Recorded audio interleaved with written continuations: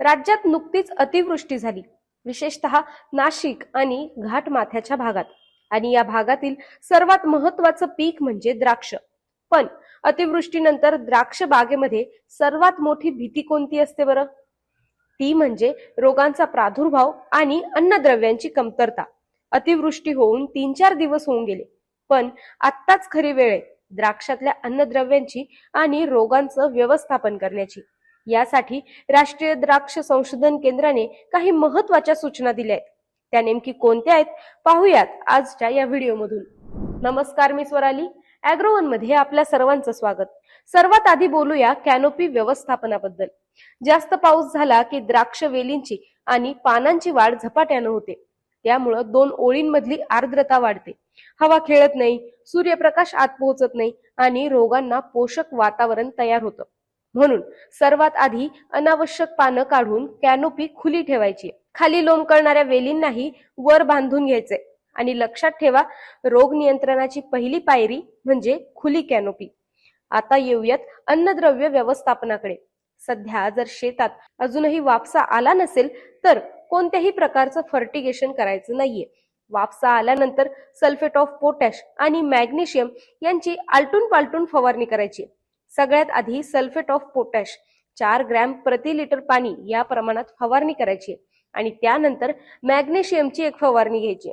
ज्या भागात अजूनही जमीन ओलसर आहे आणि नवीन पानं पिवळी पडतायत तिथं फेरस म्हणजेच लोहाची 2 ग्रॅम प्रति लिटर या प्रमाणात फवारणी करायची. आणि इथं एक महत्वाची गोष्ट लक्षात ठेवा, ती म्हणजे फेरस मिसळण्यापूर्वी फवारणीचं पाणी ऍसिडिक पाहिजे. म्हणजे त्या पाण्याचा पीएच हा 5.5 पर्यंत कमी करायचा आहे. त्यानंतरच फेरस मिसळून फवारणी करा. त्यामुळं फेरसचं शोषण अधिक चांगलं होतं. याशिवाय युरिया 1 ग्रॅम प्रति लिटर आणि झिंक 0.5 ग्रॅम प्रति लिटर पाणी या प्रमाणात फवारणी ही फायदेशीर ठरते, विशेषतः ज्या बागेत नवीन पानं पिवळी पडतायत तिथं. सध्या किडींचा प्रादुर्भाव फारसा अपेक्षित नाहीये, पण अळीचा धोका वाटत असेल तर द्राक्षाच्या बागेमध्ये लाईट ट्रॅप लावायचे. आता सर्वात महत्वाचा विषय, रोग व्यवस्थापन. पाऊस पडून गेल्यानंतर द्राक्षाच्या वेलीवर करपा, केवडा, तांबेरा या रोगांचा प्रादुर्भाव होऊ शकतो. सध्याचं दमट हवामान जीवाणूजन्य करपा आणि बुरशीजन्य करपा या दोन्ही रोगांसाठी अतिशय पोषक आहे. त्यातल्या त्यात जीवाणूजन्य करपा नियंत्रणासाठी कासुगामायसिन अधिक कॉपर ऑक्सिक्लोराइड यांचं मिश्रण वापरायचे. दोन्ही औषधं 0.75 ग्रॅम प्रति लिटर पाणी या प्रमाणात मिसळून त्यांची फवारणी करायची. तर बुरशीजन्य करपा नियंत्रणासाठी कार्बेंडाझिम किंवा थायोफिनेट मिथाइल यापैकी कोणतंही एक बुरशीनाशक वापरायचे. त्याची मात्रा 1 ते 1.5 ग्रॅम प्रति लिटर पाणी इतकी ठेवायची.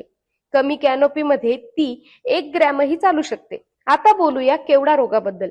अति पावसानंतर वेलींची शाकीय वाढ जास्त झाली असेल तर ती नियंत्रणात आणण्यासाठी हेक्झाकोनाझोल किंवा डायफेनकोनाझोल यापैकी कोणत्याही एका बुरशीनाशकाची फवारणी तुम्ही करू शकता. त्यामुळं काय होतं, वाढ तर आटोक्यात येतेच, पण काही बुरशीजन्य रोगांचंही नियंत्रण होतं. केवडा रोग नियंत्रणासाठी M45 म्हणजेच मँकोझेब 2 ते 2.5 ग्रॅम प्रति लिटर पाणी किंवा कॉपर हायड्रॉक्साइड 1.5 ग्रॅम प्रति लिटर पाणी यापैकी कोणत्याही एका बुरशीनाशकाची फवारणी करा.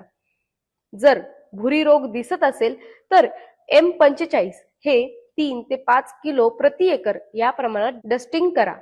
अशा परिस्थितीत डस्टिंगचा परिणाम फवारणीपेक्षा अधिक प्रभावी ठरतो. आता तांबेरा रोगाबद्दल बोलूया.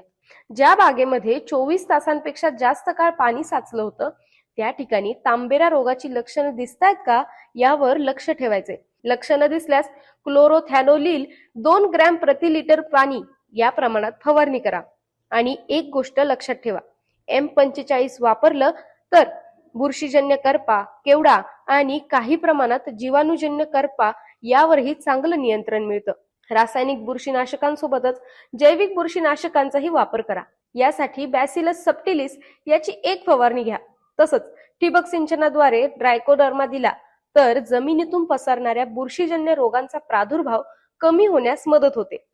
आता शेवटची पण अत्यंत महत्वाची सूचना ती म्हणजे सध्या कोणत्याही प्रकारचं सिस्टेमिक म्हणजेच आंतरप्रवाही बुरशीनाशक वापरण्याची गरज नाहीये, असा स्पष्ट सल्ला राष्ट्रीय द्राक्ष संशोधन केंद्रातील तज्ज्ञ डॉक्टर सुजय शाह यांनी दिलीय. थोडक्यात, अतिवृष्टीनंतर घाईघाईने औषधांची फवारणी करण्यापेक्षा योग्य कॅनोपी व्यवस्थापन, पावसा आल्यानंतरच अन्नद्रव्यांचं नियोजन आणि गरजेनुसार योग्य रोग नियंत्रण असं सगळं केलं तर द्राक्ष बागेचं नुकसान मोठ्या प्रमाणात टाळता येऊ शकतं. ही माहिती राष्ट्रीय द्राक्ष संशोधन संस्थेतील वरिष्ठ शास्त्रज्ञ doctor Ajay Kumar Upadhyay, doctor Ajay Kumar Sharma, doctor Dipendra Singh Yadav, doctor Sujay Shah यांनी दिली आहे. तुम्हाला ही माहिती कशी वाटली कमेंटमध्ये नक्की सांगा. तुमच्या भागात अतिवृष्टी झाली होती का आणि सध्या द्राक्षाची परिस्थिती कशी आहे आम्हाला कमेंटमध्ये नक्की सांगा.